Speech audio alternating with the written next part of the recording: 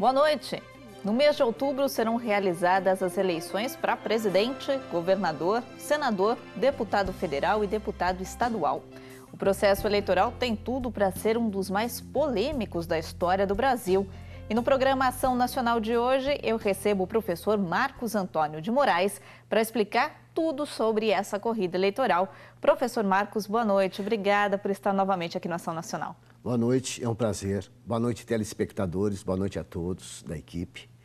É um prazer estar aqui novamente. Muito obrigado. Bom, vamos começar falando desse tema. Só lembrando, então, o primeiro turno das eleições deste ano acontecem no dia 7 de outubro e o segundo turno no dia 28 de outubro.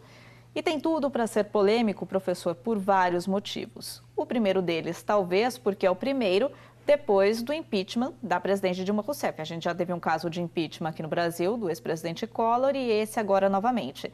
Então, é a primeira eleição depois desse impeachment, só isso já é um fato por si só relevante para esse pleito, certo? Certo. Eu diria que não por si só. O Brasil passa por um momento de turbulência. Quem andou de avião sabe o que é turbulência. A gente não sabe exatamente onde se apegar, em quem se apegar, no que se apegar.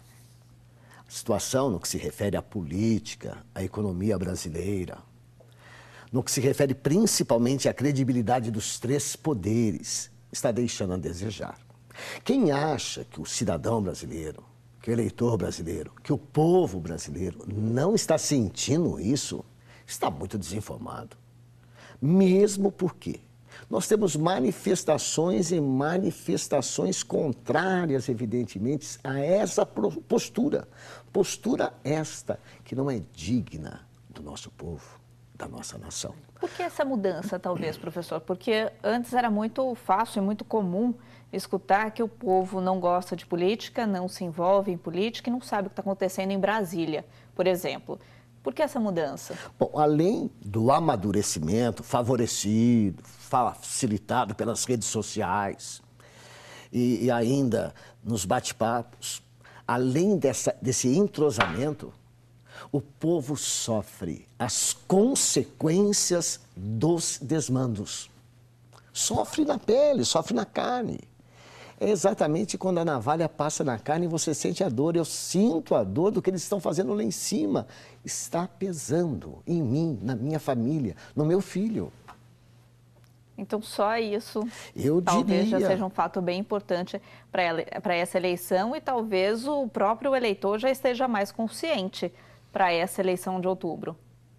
Sem dúvida. Já passamos por momentos, eu diria, quase semelhantes, com uma inflação, Deus nos livre que isso chegue a voltar, de praticamente 100% ao mês. Na época de 1986, 87, praticamente. Esperamos que não venha a ocorrer isso novamente. Mas a credibilidade, no que se refere à velha política, aos velhos políticos, está difícil de desabrochar. Parece que existe uma letargia, uma apatia a nível nacional, no que tange ao novo governo. Como você disse, a eleição é complexa? Sim, é. Mas ela é importante, sem dúvida. Eu preciso escolher quem vai dirigir o meu automóvel.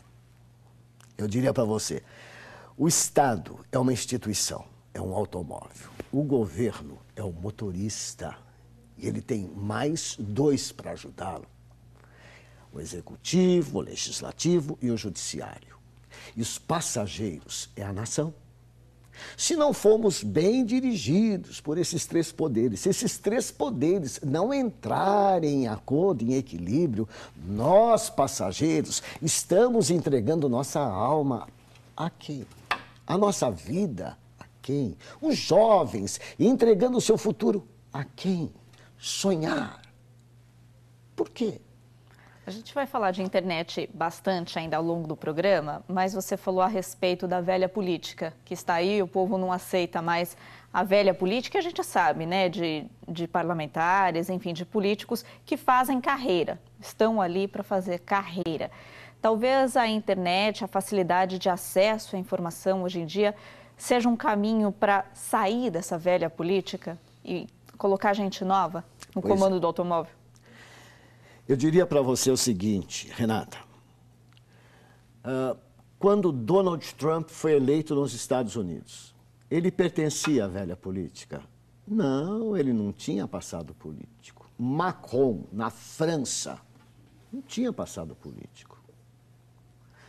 Não é só nós que queremos um despertar de uma nova política, uma aspiração para respirar. Eu diria, as últimas eleições no Brasil foram eleições municipais, 2014. O prefeito de São Paulo, João Dória, ele era político? Não, apresentador de televisão, jornalista e empresário. E qual era o mantra repetido por ele? Eu não sou político, eu sou administrador. O mesmo aconteceu com o prefeito de Belo Horizonte. Era ex-presidente do Atlético Mineiro, por exemplo. Para você ver a busca em uma tábua de salvação, num novo político, num novo caminho.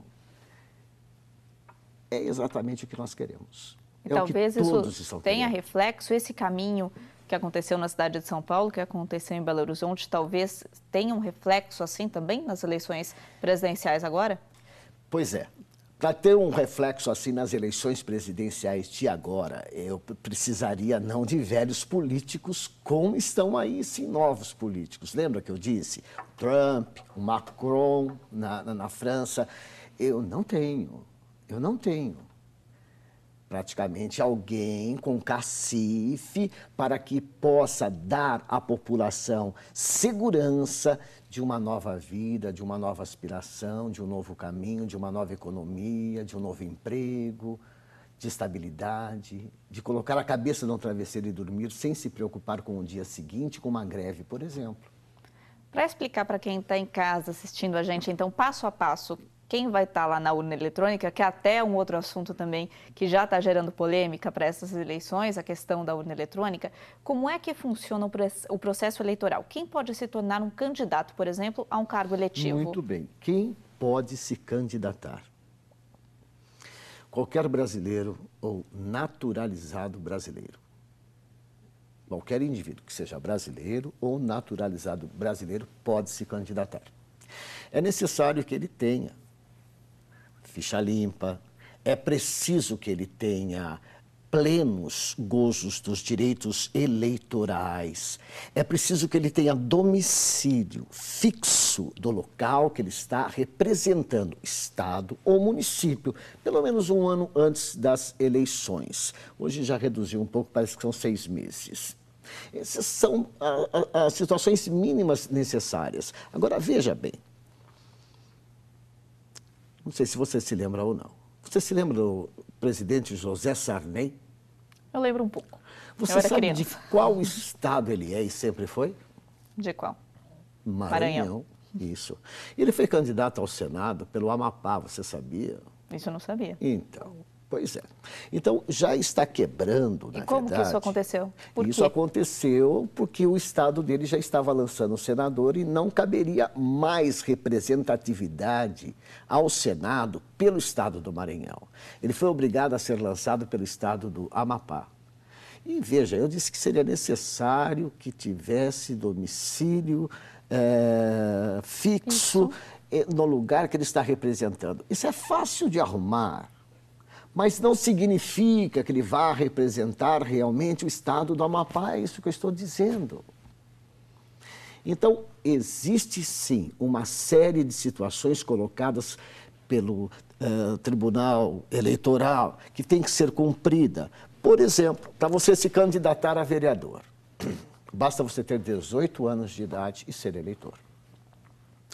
Para você se candidatar a prefeito, já precisa uma idade um pouco maior, você precisa ter no mínimo 30 anos. Para a presidência da República, você tem que ter 35 anos. Para governador, você precisa ter 30 anos.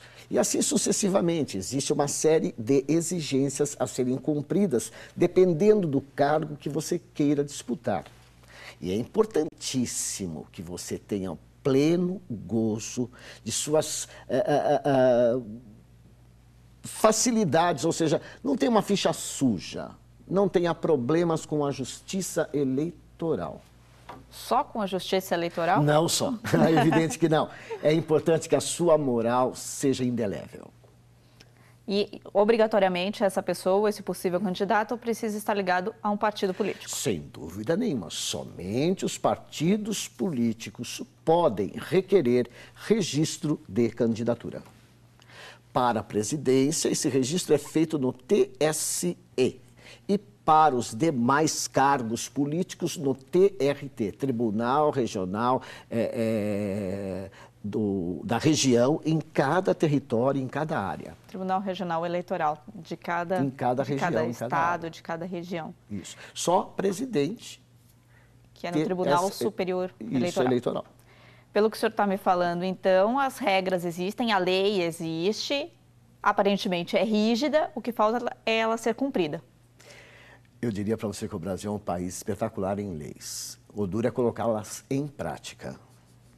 É isso que falta, né? Falta. Não precisamos de mais leis. Nossa Constituição já é bem abrangente. É muito abrangente.